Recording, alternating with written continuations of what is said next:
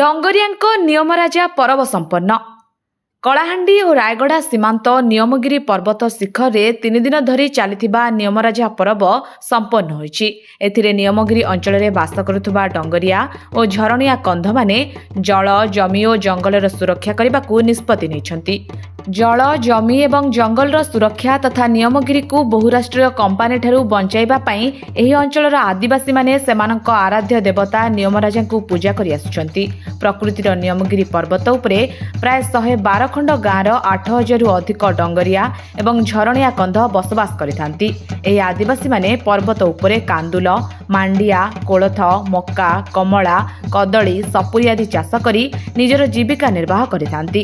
କିନ୍ତୁ ବହୁରାଷ୍ଟ୍ରୀୟ କମ୍ପାନୀ ହାତରେ ଖଣିକୁ ରାଜ୍ୟ ସରକାର ଶାଗ ମାଛ ଦରରେ ଟେକିଦେଇ ଆଦିବାସୀଙ୍କ ଜୀବନ ଜୀବିକାକୁ ଛଡ଼ାଇ ନେବା ପାଇଁ ଯେଉଁ ଅପଚେଷ୍ଟା କରୁଛନ୍ତି ତାକୁ ଡଙ୍ଗରିଆ ଓ ଝରଣିଆ ଆଦିବାସୀ ଦୀର୍ଘ ବର୍ଷ ହେଲା ତୀବ୍ର ବିରୋଧ କରି ଆସୁଛନ୍ତି।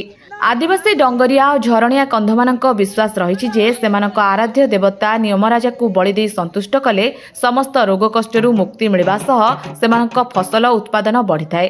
ତେଣୁ ପ୍ରତିବର୍ଷ ଭଳି ଚଳିତ ବର୍ଷ ନିୟମଗିରି ପର୍ବତ ଶିଖର ଉପରେ ଥିବା ନିୟମରାଜାଙ୍କ ଧରଣୀପେଣ୍ଡୁଠାରେ ଆଦିବାସୀ ଡଙ୍ଗରିଆ ଓ ଝରଣିଆ କନ୍ଧମାନେ ପୂଜାର୍ଚ୍ଚନା କରିବା ସହ ପାରମ୍ପରିକ ପୋଷାକ ଓ ଅସ୍ତ୍ରଶସ୍ତ୍ର ଧରି ନାଚଗୀତ କରିଥିଲେ। ଧରଣୀପେଜୁଠାରେ କୁକୁଡ଼ା, ପାରା, ବୋଦା ଓ ପୋଡ଼ ଆଦି ବଳି ଦେଇ ନିୟମରାଜାକୁ ସନ୍ତୁଷ୍ଟ କରିବା ସହ ରକ୍ତ ଚାଉଳ ଧରି ଜୀବନର ଶେଷ ରକ୍ତବିନ୍ଦୁ ଥିବା ପର୍ଯ୍ୟନ୍ତ ନିୟମଗିରିର ସୁରକ୍ଷା ପାଇଁ ଶପଥ ନେଇଥିଲେ।